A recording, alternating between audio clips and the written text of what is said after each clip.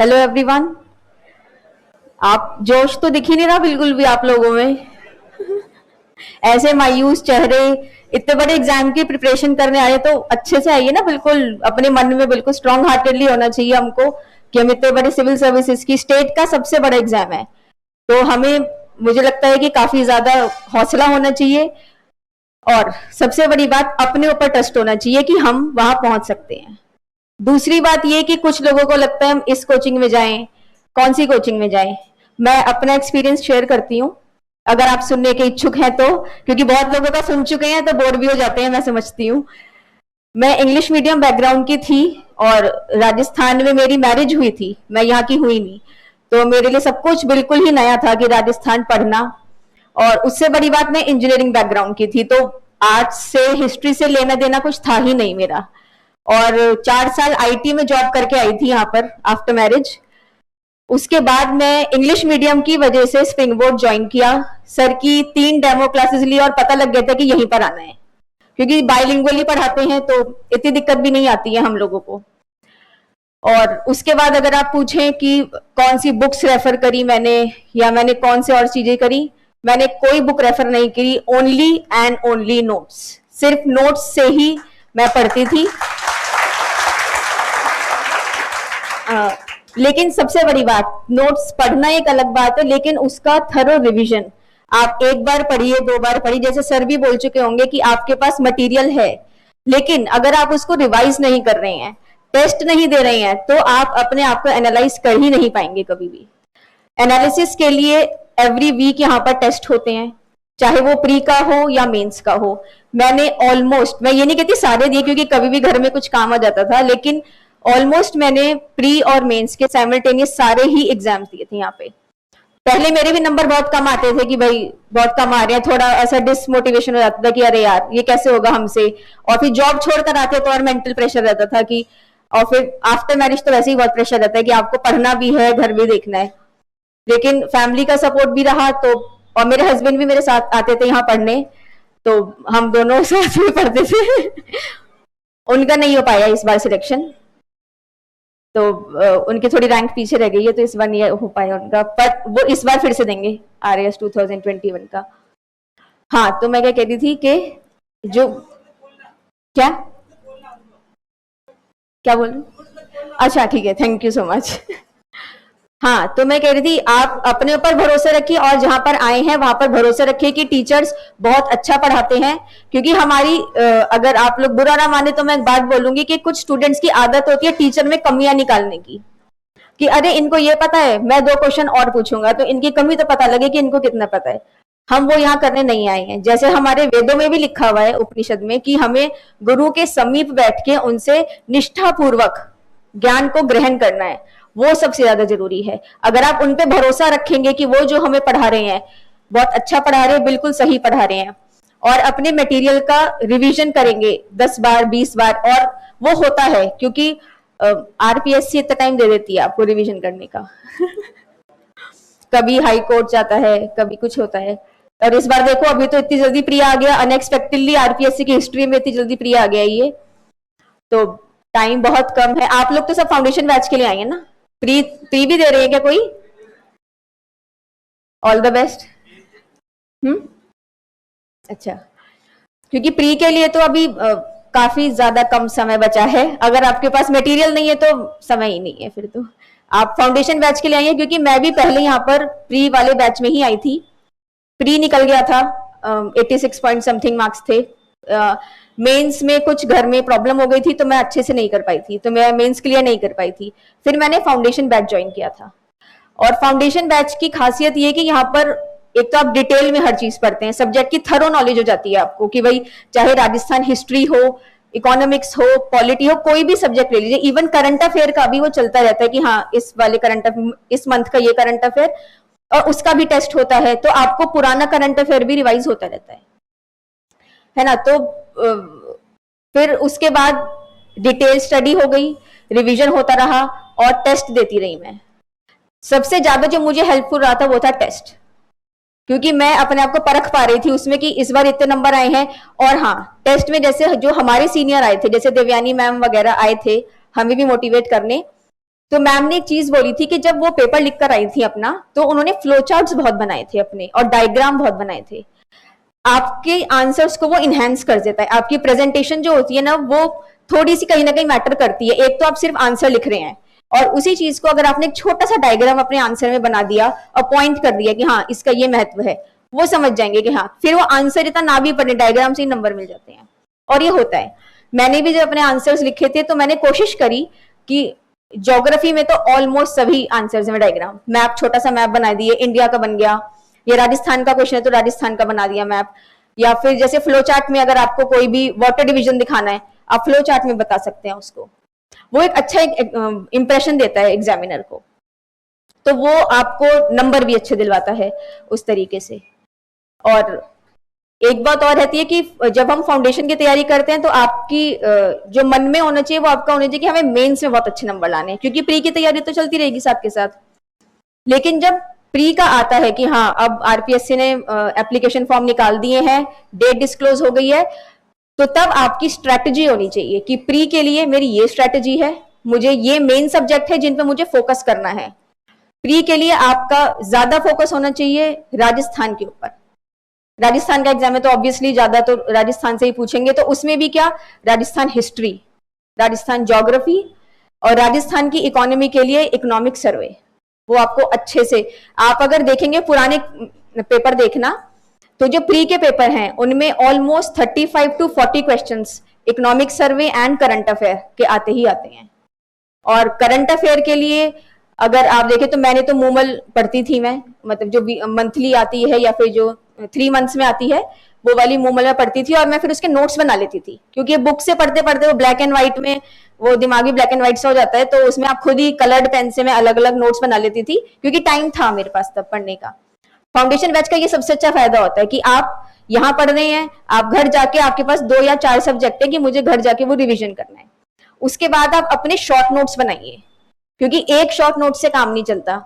मैं कम से कम 3-4 बार short notes बना चुकी थी। एक बार शॉर्ट नोट्स बनते हैं इतने, फिर बनेंगे इतने, फिर बनेंगे इतने, वो धीरे धीरे जब तक आपका मेंस आएगा ना, आपके पास 10-12 पेजेस में भी बहुत अच्छे शॉर्ट नोट्स बन जाते हैं कि आप बस फटाफट उनको एंड में रिवाइज किया और दिक्कत नहीं रहती।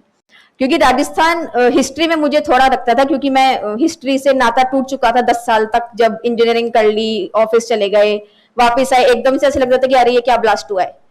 तो और फिर राजस्थान का पढ़ना, जहां पर राजा महाराजा का इतना ज्यादा डिटेल में है कि भाई इनकी ये किताबें, इनका आर्ट एंड कल्चर इतना, आर्किटेक्चर में ये किया है, युद्ध इतने लड़े हैं इन लोगों ने, तो वो सब, वो मेरे दिमाग में युद्ध चलता था फिर उस समय कि क्या करें यार, ये याद ही नहीं हो रहे हैं। फिर वो क्या करती थी, मैं राजस्थान का मैप लिया, वो जो बाहर से मैप मिलता है, उसमें जैसे मेवाड़ का पॉइंट वो है, आप मेवाड़ को एक बड़ा सा बना दिया, उसमें एक मैप में एक ही राजा का उपलब्धियां लिख दी उसकी, जैसे कुंभा का है तो कुंभा के ये युद्ध हैं, यहाँ लड़े थे, उसका ये आर्ट एंड कल्चर में ये योगदान है, आप मैप में कर सकते हैं। या फिर एक कॉपी लीजिए, कॉपी में भी आप उसके ये पॉलिटिकल अचीवमेंट, ये उसकी आर्किटेक्चर या आर्ट एंड कल्चर की अचीवमेंट, क्योंकि क्वेश्चंस इसी तरीके से मेंस में पूछे जाते हैं कि भाई इनकी क्या अचीवमेंट रही। और आजकल जो ट्रेंड रहा है वो रहा है कि आर्ट एंड कल्चर में से भी काफी, मतलब मोस्टली क्वेश्चंस उसके ज्यादा होते हैं, युद्ध के 1 आधा 2 नंबर का या 5 नंबर का तो बहुत ही कम आता है, ज्यादातर आर्ट एंड कल्चर का बहुत ही आता है। जैसे यूपीएससी का पैटर्न रहा है ना कि उसका पूछे आर्ट एंड कल्चर का, उसी तरीके से ये लोग काफी ज्यादा पूछते हैं आर्ट एंड कल्चर का, तो उस पर आपका फोकस होना चाहिए, क्योंकि प्री में भी काफी ज्यादा पूछते हैं। युद्ध का तो 1 आधा क्वेश्चन आ गया तो आ गया, अगर आप देखेंगे तो इतने ज्यादा क्वेश्चन नहीं आते हैं युद्ध के, ठीक है ना। तो आप इन सब पे अपना ज्यादा फोकस रखिएगा कि हम अच्छे से राजस्थान का तो बहुत ही अच्छे से करें, और बाकी जो सर पढ़ाएंगे ही वो उसका रिवीजन करते रहिए। जितना बार रिवीजन करेंगे उतना आप खुद देखेंगे कि आप जब कॉपी खोलेंगे ना, वो पेज पे दिख जाएगा अरे इसमें तो ये लिखा हुआ था, और जब आप पेपर देने जाएंगे तब आपको दिखेगा अरे यार उसमें तो ये लिखा था, हाँ फटाफट मार्क हो गया। तो वो बहुत हेल्प करता है, और वो ज्यादा और हेल्प करेगा आप यहाँ टेस्ट देना। मैं बार बार आपको लग रहा है कि बार बार ये बोली जा रही है टेस्ट देना टेस्ट देना, इसीलिए बोल रही हूँ क्योंकि मैंने बहुत टेस्ट दिए थे और उससे ही फायदा होता है। आप अगर मेरे से पहले भी आए हैं, जैसे वर्षा आई हैं या फिर शिवाक्षी आई है, वो भी यही बोल रहे होंगे कि आप टेस्ट दीजिए। टेस्ट ही आपको आपका परफॉर्मेंस एनालिसिस बता देता है पूरा कि आप यहाँ स्टैंड करते हैं। फिर जब नीचे रैंक लगती है तो वो आपको देखने को मिलती है। तो रैंक भाई मुझे लगता था कि भाई मेरी तो टॉप 20 में ही आनी चाहिए। ऐसी क्या कमी है जो इस लड़की के ही इतने ज्यादा नंबर आ रहे हैं, इसके मेंस में इतने ज्यादा नंबर क्यों, या फिर प्री में मैंने कहाँ कमी छोड़ी जो मेरे यहाँ में पीछे रह गई। तो और मेरे साथ फिर ये हुआ था कि मैंने 2017 में फिर फाउंडेशन बैच ज्वाइन कर लिया था, क्योंकि वो पूरा थोड़ा गैप हो गया था। फिर मैंने अच्छे से तैयारी करी, और क्योंकि 2017 में पहले वैकेंसी आने वाली थी पर नहीं आई, वो पता लगा कि 2018 तक आएगी। तो हमारे पास समय था कि भाई यहाँ पर कोचिंग चल रही थी, भाई एक साल तो सब्जेक्ट खत्म करने में ही हो जाता है कि आप एक बार पढ़ेंगे, घर जाके भी आपका एकदम से रिदम नहीं बनता है कि आप सोचो कि मैं डेली घर जाऊं 6 घंटे पढ़ लूं, ऐसा नहीं हो पाता है। आप यहाँ भी 4-5 घंटे लगाते हैं। तो घर में अगर आप इन लोगों के शेड्यूल से ही चलिए, मैं कोचिंग के शेड्यूल से चलती थी। मान लो कि अभी हमारे 2 सब्जेक्ट चल रहे हैं, पॉलिटी और इकोनॉमी, ये चल रहा है फॉर एग्जाम्पल। तो मेरा टारगेट ये था कि पॉलिटी में जैसे लक्ष्मीकांत सर बोलते हैं कि आप लक्ष्मीकांत को रेफर करिए क्योंकि वो सबसे अच्छी बुक है आपकी पॉलिटी के लिए। तो मेरा रहता था कि जो सर ने पढ़ाया और लक्ष्मीकांत, इसमें से मैं पढ़ लेती थी। हाँ कि इसके अलग कुछ अलग नोट्स हैं तो वो अपने जॉट डाउन कर लिए मैंने कि हाँ कि ये इसके नोट्स मेरे अलग से। सर की कॉपी तो अलग होती थी कि हाँ ये तो सर का जो यहाँ से मिल रहा है, और मेरे खुद के पर्सनल नोट्स वो मेरे अलग होते थे कि जब मुझे रिवाइज करना है, जैसे टेस्ट आ गया, वीकली टेस्ट होते हैं तो आपको वो देने ही है। तो जब आप टेस्ट देंगे तो आपको एकदम से थोड़ा कि पूरी कॉपी लेके बैठेंगे कि अरे चलो यार 1 पेज 2 पेज 3 पेज कितना पढ़ेंगे। तो अपने शॉर्ट नोट्स में आप फटाफट वो रिवाइज कर लेते हैं। और एक आपकी हैबिट डेली न्यूज़पेपर पढ़ने की भी होनी चाहिए, राजस्थान का तो स्पेसिफिकली, कि आप राजस्थान का पढ़ेंगे तो आपको पता लगता रहेगा कि भाई डेली रूटीन में क्या आ रहा है, पता नहीं कौन सी कब स्कीम आ जाए, तो वो स्कीम तो याद रखनी पड़ती है हमको। या कोई मिनिस्टर बन गए हैं या फिर कोई कैबिनेट मिनिस्ट्री का ये हुआ है, कुछ भी हुआ है, वो आपको प्री में भी हेल्प करेगा, मेन से भी करेगा, और इंटरव्यू में तो मेरे से तो बहुत स्कीम पूछी थी इस बार इंटरव्यू में। और क्योंकि महिला वाला ज्यादा था, उन लोगों को पता नहीं क्या शौक था, तो मेरे से तो विमेन एम्पावरमेंट गई, अच्छा ये स्कीम बताइए इसमें क्या था, ये किसके लिए, तो मेरे से 5-6 स्कीम उन्होंने इन शॉर्ट पूछ ली थी विमेन से रिलेटेड ही कि हाँ आप ये बताइए।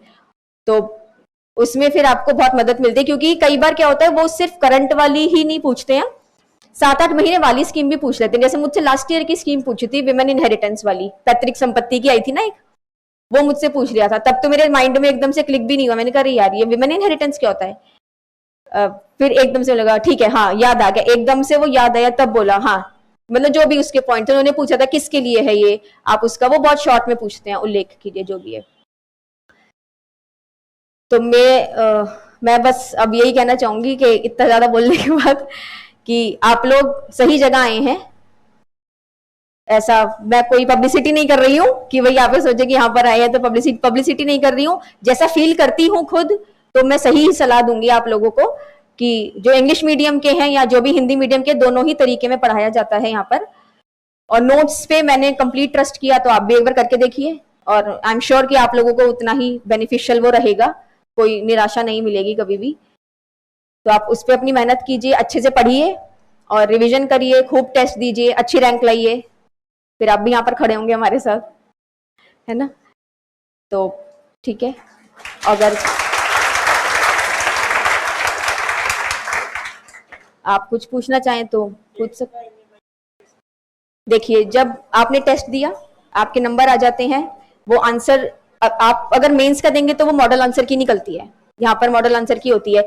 आप अपने आंसर को देखिए कि उनका आंसर देखिए क्या लिखा हुआ है और आपने क्या लिखा है, आपको डिफरेंस खुद पता लग जाएगा। कई बार होगा कि डिफरेंस नहीं है, आपने वही सेम आंसर लिखा है, लेकिन कई बार आपको दिख जाता है अरे इनका आंसर ज्यादा अच्छा है। क्योंकि मैं अपना बताती हूँ, अभी जो एग्जाम दिया था हिस्ट्री के पेपर में एक क्वेश्चन आया था मॉडर्न इंडिया का, जिसमें हमसे पूछा था कि 1900 से लेकर 1960s तक जो हमारा ये इंडिपेंडेंस मूवमेंट, नेशनल मूवमेंट के लिए जितनी भी एसोसिएशंस बनी थी, उसमें आपको समराइज करना था वो। एंड आप बिलीव नहीं करेंगे, सेम क्वेश्चन यहाँ पर मैं 3 महीने पहले देकर आई थी, मेरे पास मॉडल आंसर था और वो मैंने अच्छे से पढ़ा था, लिख लिया था। क्योंकि ऐसे जो क्वेश्चन होते हैं ना जिसमें एसोसिएशन, क्योंकि हमारी नेशनल मूवमेंट की बहुत सारी एसोसिएशन थी, वही भगत सिंह की एक थी, चंद्रशेखर आजाद की एक थी, फिर वो नेशनल वो नॉन कोऑपरेशन मूवमेंट है, या फिर आपका स्वदेशी मूवमेंट है। तो आपको क्रोनोलॉजी पता होनी चाहिए कि भाई पहले ये, दूसरा ये, तीसरा ये। एक आपको स्टेज होगी ना कि भाई स्टेज 1 में ये थे, एक्सट्रीमिस्ट थे, फिर मॉडरेट आ गए थे, तो आपको वो पता लग जाएगा। मैं एग्जैक्ट सेम आंसर लिख के आई थी वो, क्योंकि मुझे पता था कि इनका आंसर बिल्कुल सही है, मैंने कुछ कमी छोड़ रखी होगी, डेट वाइज हो सकती है या फिर एसोसिएशन वाइज या उनके नाम वाइज कि इस एसोसिएशन से ये 4 लोग जुड़े हुए थे। मैं एग्जैक्ट सेम आंसर, मतलब क्वेश्चन तक सेम मिला था मुझे, मैं वो क्वेश्चन देख के खुश हो गई थी। आपको एक क्वेश्चन सेम मिल जाता है ना, आपके 4 क्वेश्चन सही हो जाते हैं आगे के, कि भाई मोटिवेशन इतनी मिल जाती है कि भाई सेम आंसर, अरे वाह इसमें तो अपने 10 में से अच्छे नंबर आ ही जाएंगे। और 10 नंबर का क्वेश्चन तो बहुत मायने रखता है। और सब और पहले मैं गलती करती थी कि 10 नंबर के क्वेश्चन जल्दबाजी में, कि भाई टाइम नहीं है, हैबिट नहीं होती हमको लिखने की, कि हम जल्दी जल्दी कैसे लिखे 3 घंटे में इतने सारे क्वेश्चन, तो हम कैसे लिखें उसको, तो मेरे आंसर छूट जाते थे, तो नंबर भी कम आते थे। फिर वो धीरे धीरे आपको प्रैक्टिस, क्योंकि पहले मेरा फोकस होता लिखो लिखो लिखो, फिर धीरे धीरे पता लगा कि यार लिखो भी और डायग्राम भी बनाओ, आप फ्लो चार्ट भी बनाओ उसके अंदर, आपका टाइम बहुत बचता है उससे। क्योंकि 10 नंबर के आंसर में आपको अगर बेकार से बेकार भी लिखोगे 10 में से 3 तो देगा, कुछ तो नंबर आएंगे ना आपके। फिर जब वो एक्यूमुलेट होते हैं ना नंबर, फिर वो ज्यादा बन जाते हैं। लेकिन अगर आप 10 नंबर का ही छोड़ देते हैं और 2 और 5 नंबर में ही खेलते रहते हैं, नहीं पहले इनको करो, पहले मतलब मेरा रहता था कि मैं चलती तो शुरू से ही थी कि 2, पर मेरा टाइम होता था 3 घंटे का पेपर है तो 2 नंबर वाले में कम क्वेश्चन होते तो मुझे आधे घंटे में खत्म करना है कैसे भी, 5 नंबर के 40 मिनट में खत्म करना है, बाकी के आपके 10 नंबर के हैं तो आपको उसमें खत्म करना है। फिर जब आप वो देखेंगे ना, आपको पता लगेगा कि मेरी ये कमी थी यहाँ पे, मैं इसको और बेहतर तरीके से ऐसे लिखता हूँ। क्योंकि एक ही तो टेस्ट होगा नहीं उस सब्जेक्ट का, मल्टीपल टेस्ट होंगे, फिर कंप्लीट टेस्ट होंगे, तो आप उसमें सुधार पाएंगे अपने आप को। वो एनालिसिस होता है। जैसे प्री का एनालिसिस कैसे करेंगे, प्री में कैसे भाई 4 ऑप्शन है, कैसे एनालाइज करूं, यहाँ पर आंसर की लगेगी, अपने मार्क्स आपने देख लिए, फिर यहाँ पर डिस्कशन क्लास होती है, फिर ये टेस्ट दे दिया, डिस्कशन क्लास अटेंड करिए। उसमें फायदा ये होगा कि एक तो आप पहले घर से पढ़कर आए, आपने टेस्ट दिया, एक बार रिवीजन, डिस्कशन क्लास अटेंड करेंगे दूसरा रिवीजन, और जो सर बताएंगे वो एक चीज ऐड करके बताएंगे, करंट अफेयर से जोड़कर बताएंगे या इकोनॉमिक सर्वे से जोड़कर बताएंगे, वो और हेल्प करता है आपको। तो मैं क्या करती थी, मैं उस क्वेश्चन के साइड में ही लिख लेती थी इसके 2 पॉइंट ये और हैं, वो आपको पता लग गया। और कई बार मेरे साथ तो ऐसा होता है वो पॉइंट रह जाते थे माइंड में, और नहीं रहते हैं तो आप जब फिर से पढ़े तो उस पॉइंट को वहां लिख लीजिए अपनी कॉपी के साथ। वो एनालिसिस ऐसे होता है, इसको एनालिसिस कहते हैं हम। वही आपकी आंसर की और जो आपके पास मटेरियल है उसके साथ आप एनालाइज कीजिए, ठीक है ना।